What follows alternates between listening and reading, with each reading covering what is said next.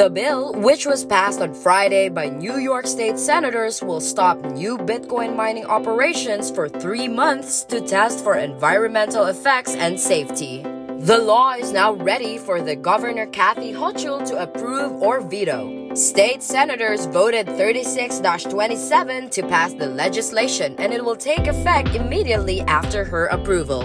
A bill seeking to enact similar legislation last year faced some opposition when the New York State Senate passed it, but Assembly members did not. The bill passed the Assembly in April.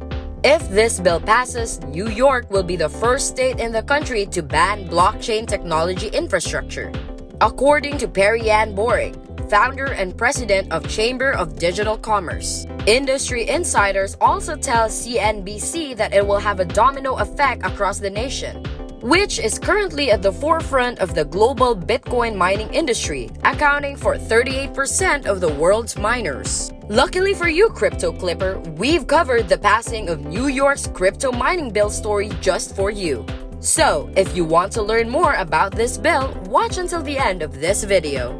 The bill, which previously passed the state assembly in late April before heading to the state senate, would create a 2-year moratorium on certain cryptocurrency mining operations, which use proof-of-work authentication methods to validate blockchain transactions. Proof-of-work mining, which requires sophisticated gear and a whole lot of electricity, is used to generate Bitcoin. Ethereum is switching to a less energy-intensive process, but will continue using this method for at least another few months. Legislators want to curb their state's carbon footprint by cracking down on coal-fueled power plants and not allowing the companies that use them to expand or renew permits. As long as proof-of-work mines use 100% renewable energy for 2 years, it is not allowed to expand or new entrants are not allowed. This would in turn cause the economy to decline. According to Boring, New York City's economy would weaken by forcing businesses to take jobs elsewhere. This was a significant setback for the state and will halt its future as a leader in technology and global financial services. Furthermore, this decision would eliminate critical union jobs and further disenfranchise financial access to the many underbanked populations living in the Empire State. Boring says in an interview. Galaxy Digital's Amando Fabiano says that New York is getting a bad precedent that other states could follow, because it provides a model for other jurisdictions to follow. It is important to understand that it's not a ban, Kel said in a call with CNBC on Friday. It's like a 3-page bill, so it would be wonderful to just have people read it, but it often ends up being an interpretation based on emotions. If there is a cryptocurrency mining operation like there is one in Syracuse, where there are thousands of cryptocurrency mining computer processors, and they are directly tied into the grid, it is not a moratorium on that facility, explained Kels, who disclosed to CNBC that she does not own any cryptocurrency but actively researches on the sector. Nevertheless, there will be no effects on past operations because the machines are not retroactive, nor will they impact the tiny-scale cryptocurrency miners who have a small amount of computers in their basements, she said.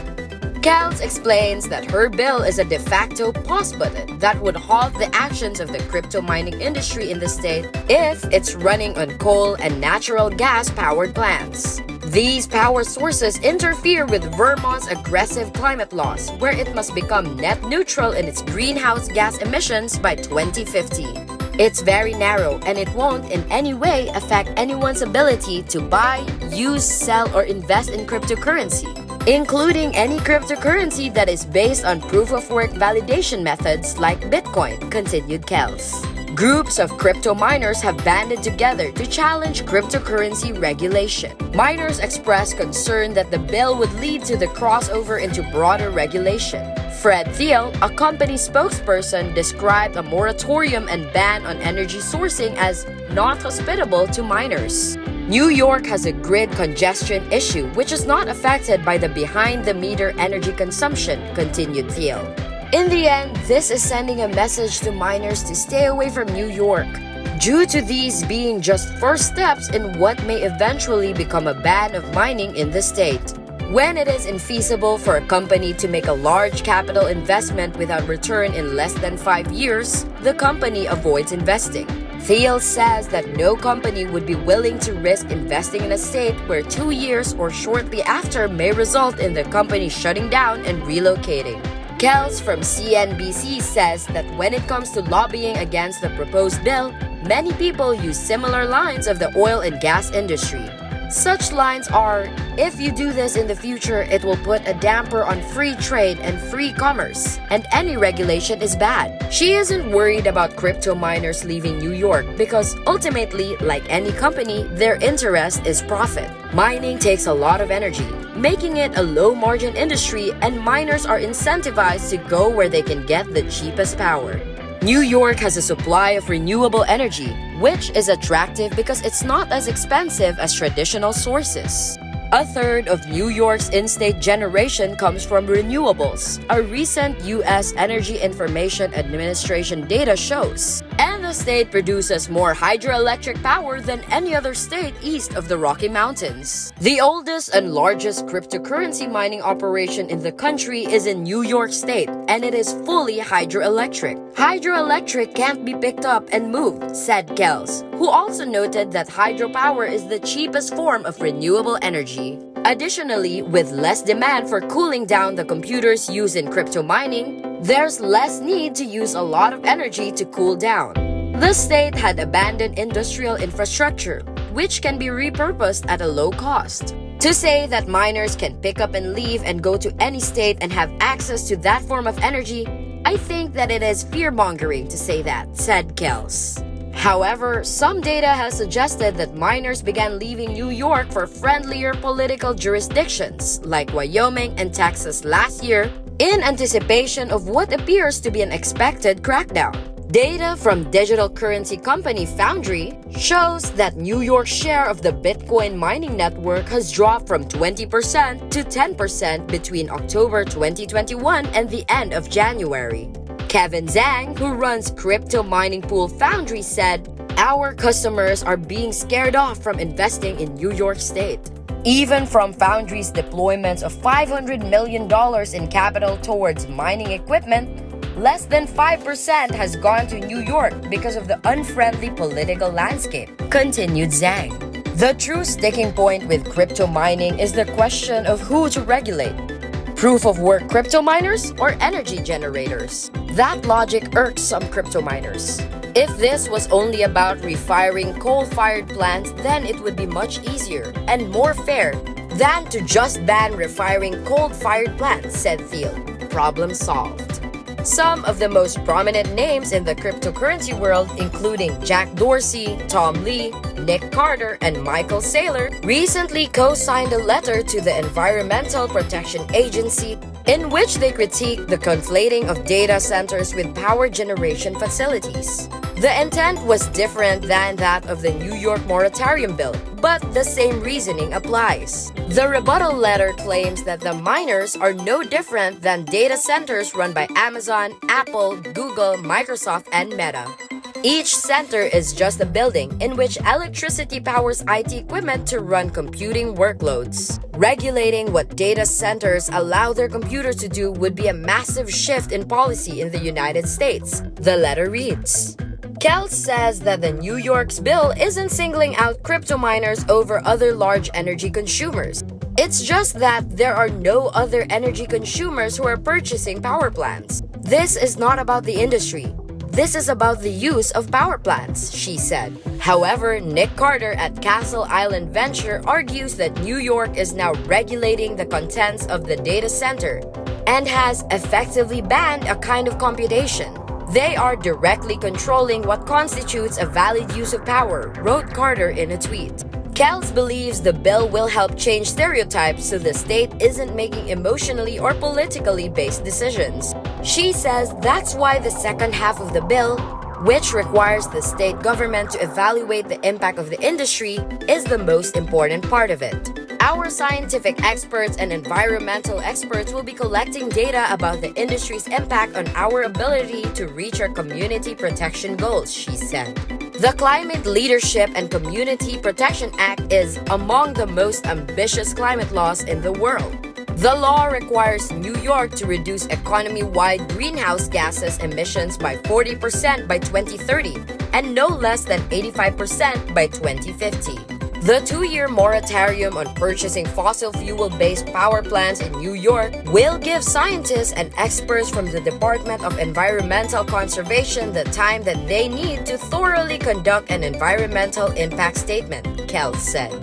The charge for them, as outlined in the bill, is to evaluate the impact of the cryptocurrency mining industry on our ability to reach our CLTPA goals, continued Kells. It is unclear whether the investigation will also examine the ways in which proof-of-work miners might help with grid resilience and incentives for renewable infrastructure.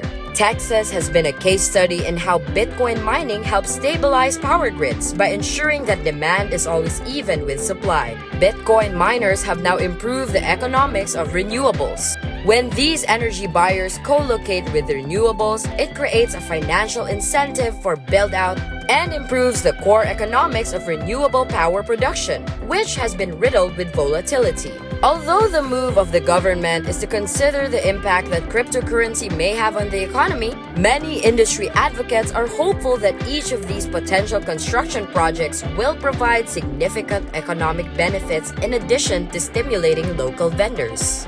Furthermore, if they're able to mine this new technology as we move into the future, there will be real implications for the workforce. There are many labor unions who are against this bill because it could have dire economic consequences, said Boring. Bitcoin mining operations are providing high-paying and high-grade great jobs for local communities. One of our members, their average pay is $80,000 a year. Other blue states often follow the lead of New York State, and this would be giving them an easy template to replicate, said Zhang. Sure, the network will be fine. It survived a nation-state attack from China last summer. But the implications for where the technology will scale and develop in the future are massive, he continued. Even seasoned Bitcoin mining veterans believe that New York's recent policy on crypto mining is overblown. Core Scientific co-founder Darren Feinstein said that the industry already knows New York is hostile towards crypto mining. There's no reason to go into a region that doesn't want you, said Feinstein. Bitcoin miners are really a data center business, and the data center needs to locate in jurisdictions that want to have data centers with their borders. If you're going to ignore that, then you have to deal with the consequences of conducting business in a region that doesn't want your business. Many jurisdictions are accepting the business, including North Carolina, Georgia, Texas, and North Dakota. At the same time, the Biden administration is formulating their own policy on Bitcoin to mitigate energy consumption and emissions. The White House Office of Science and Technology Policy is evaluating the relationships between the distributed ledger technology and improved environmental practices, the environmental impacts on this technology, and its impact on international efforts to solve climate change, according to Dr. Costa Samaras, who is the Principal Assistant Director for Energy. The President's executive order issued in March ensures that part of the job will be a deliverable. Samaras told CNBC that the White House is specifically examining the role technologies like these would play in accounting for greenhouse gas emissions. In addition to this, she also notes that they may support the build-out of a clean electricity grid. They're also exploring the implications for energy policy, including how cryptocurrencies can affect grid management and reliability. It is unclear what the government's recommendations are, which will be released in September, will culminate in. For now, the states are leading the way. What are your thoughts on this? Let us know in the comment section below. That's it for this video, Crypto Clipper. Remember to subscribe to our channel, and if you feel like we've delivered value, please share this video with one person. That's right, just one person, as a token of your appreciation for the hard work we put into making content that educates and helps you on your mission of building your own fortune. Remember, you can watch video after video, but it isn't until you actually take action that you'll start to see results. See you soon!